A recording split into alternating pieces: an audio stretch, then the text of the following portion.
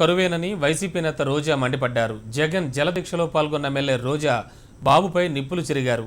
విదేశాలు తిరిగొచ్చేది black money సర్దుబాటుకేనంటూ AP సీఎంపై ఆరోపణలు చేశారు. ప్రజల సమస్యలు పట్టించుకోకుండా రంగుల చిత్రాలు చూపిస్తూ కాలం గడిపేస్తున్నారని, కనీసం కేంద్రాన్ని గట్టిగా నిలదీయలేని పరిస్థితిలో ముఖ్యమంత్రి ఉన్నారని రోజా విమర్శించారు. ఎగువన అక్రమ ప్రాజెక్టులు కడుతుంటే శ్రీశైలం రిజర్వాయర్కి ఎగువ కట్టే ఈ ప్రాజెక్టుల వల్ల మరి రాయలసీమ ఎడారిగా మారిపోతుందని తెలిసి కూడా ఈరోజు చంద్రబాబు నాయుడు గారు మాట్లాడకపోవడం చాలా దారుణం. పాలమూరు రంగారెడ్డి డిండి ఎత్తిపోతుల పథకం ద్వారా కృష్ణా జలాలు మళ్లించేస్తే ఆంధ్ర ప్రజలు ఏం కావాలి అనే ఆలోచన తెలుగుదేశం పార్టీకి లేకపోవడం మన దురదృష్టం. ఇప్పటికే శ్రీశైలానికి నీళ్లు రాక రాయలసీమ కృష్ణా డెల్టా అల్లల్లాడిపోతుంది.